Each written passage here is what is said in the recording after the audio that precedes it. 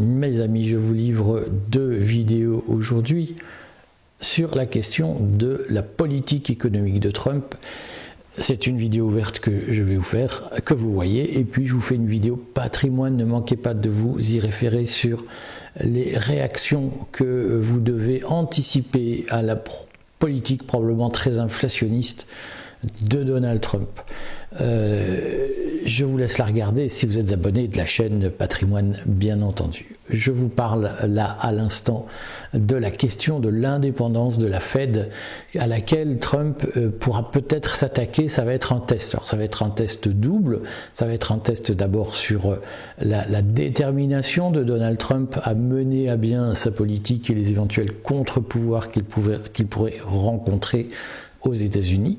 Et deuxièmement, ça va être un test sur le bien fondé même de la contestation de l'indépendance de la Banque centrale, le bien fondé de cette politique qui consiste à considérer que l'émission monétaire et la politique monétaire ne doivent plus être entre les mains d'une banque indépendante, d'une institution financière indépendante, mais doit être sous le contrôle de l'État. On va traiter ces 2 sujets dans cette vidéo. Je sais que c'est un sujet qui revient de façon souvent obsessive, souvent de façon très agressive, parce que, je vais le dire moi-même de façon agressive, des marchands de soupe racontent qu'il faut confier le contrôle de l'émission monétaire à l'État, et je vais vous expliquer à travers la question de la Fed ce que cette politique peut avoir de dévastateur socialement. Beaucoup de gens disent on veut plus de protection, plus de social, plus d'humanisme, plus d'intervention de l'État en notre faveur, plus de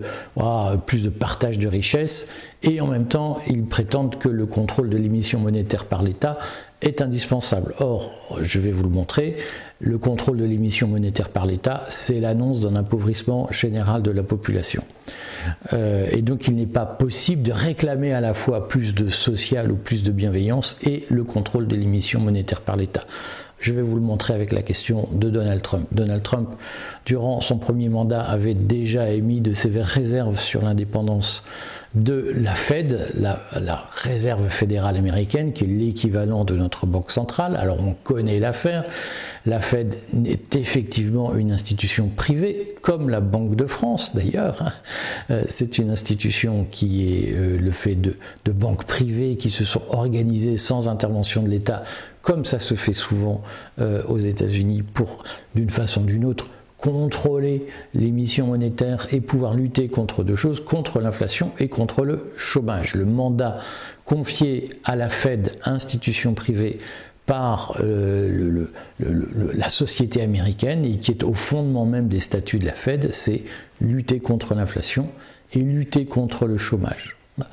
Et c'est pour cette raison que la Fed reste indépendante du gouvernement, on va voir pourquoi, et c'est pour cette raison que la Fed, lorsque il y a trop de surchauffe économique qui crée de l'inflation, fait monter ses taux d'intérêt pour éviter le recours au crédit et donc pour faire en sorte que l'activité économique ralentisse et donc que les prix augmentent moins. C'est la mécanique économique, on le sait. L'augmentation des prix, elle vient du fait qu'il y a trop de crédits, donc trop de création monétaire qui permettent aux gens d'acheter, de consommer, et donc ça crée de l'inflation parce que l'offre ne parvient pas à suivre. Il y a plus de demandes que d'offres, et donc pour lutter contre l'inflation, eh bien, les banques centrales, la Fed par exemple, organisent une réduction de la production monétaire, et on le sait, l'un des principaux outils de la production monétaire, de la création monétaire, ce sont les crédits accordés par les banques privées. Et là-dessus, il faut se souvenir que certains demandent avec beaucoup de bonne foi, que je peux comprendre, il faut que l'État contrôle la création monétaire. Ça signifie que bien, du jour où on fait ça, intégralement, eh bien, les banques privées n'ont plus la faculté d'accorder des crédits, et donc vous êtes obligé d'aller négocier votre crédit auprès du maire ou du préfet, mais vous ne pouvez plus faire jouer la différence de taux d'intérêt entre les banques, qui est insatisfaisante.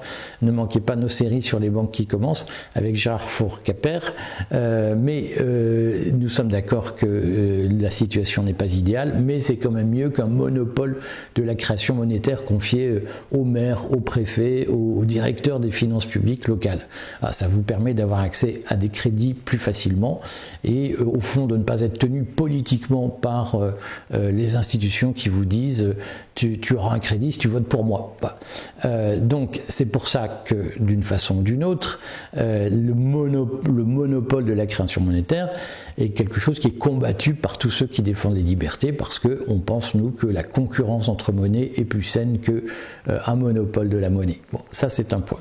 La Réserve fédérale, donc, a dans ses statuts la lutte contre l'inflation. La lutte contre l'inflation, c'est on augmente les taux d'intérêt lorsqu'il y a trop de demandes et pas assez d'offres, et lorsqu'il y a trop d'offres et pas assez de demandes, eh bien, il y a souvent du chômage, les entreprises sont obligées de licencier parce qu'elles n'arrivent plus à vendre, parce qu'il n'y a plus assez de consommation, et à ce moment-là, la Banque centrale, pour relancer le chômage, baisse ses taux d'intérêt et donc favorise la création monétaire. Ce sont des mécaniques que je vous explique en 3 minutes, mais qui sont basiques et bien connues de tout le monde.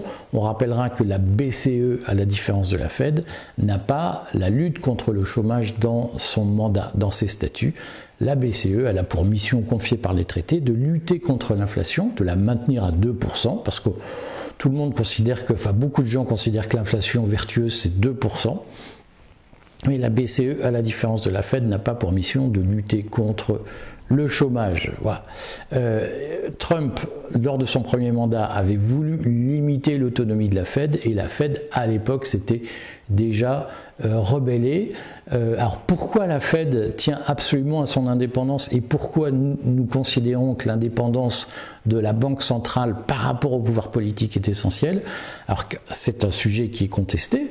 Trump est favorable à une BCE, à une Fed tenue politiquement par le gouvernement américain, comme Viktor Orban est favorable à une reprise en main des banques centrales. C'est d'ailleurs assez normal que les deux personnages soient politiquement proches, et sur la question de l'indépendance de la Banque centrale, ils ont une vision commune. La Fed justifie son indépendance par le souvenir des années 70. C'est que durant les années 70, à la demande de Nixon, la Fed a accepté de mener une politique monétaire très étroitement liée aux souhaits du gouvernement américain. Et ça a produit ce qu'on sait, c'est-à-dire une hyperinflation. Pour quelle raison? Parce que le gouvernement américain, à l'époque, devait financer d'importantes dépenses, en l'espèce la guerre du Vietnam, et a fait tourner la planche à billets avec l'aide de la Fed. Et quand on fait tourner la planche à billets, eh bien, il y a de l'inflation. Et donc, pour éviter le retour de l'inflation, la Fed est prête à défendre son indépendance face à Donald Trump. Ce qu'il est important de comprendre, c'est que lorsque un gouvernement détient le monopole de l'émission monétaire, ou lorsqu'il contrôle la Banque centrale, eh bien, il a tendance à faire financer ses dépenses de plus en plus délirantes par la fabrication de billets, la fabrication de monnaie. C'est la fameuse histoire quand on emprunte à 0%. J'entends plein de gens qui, en toute bonne foi, disent il faudrait qu'on revienne. Alors tout ça fait partie des espèces de lieux communs qui ne reposent sur aucune vérité historique, mais qui reposent sur des simplifications produites par des marchands de soupe, influenceurs.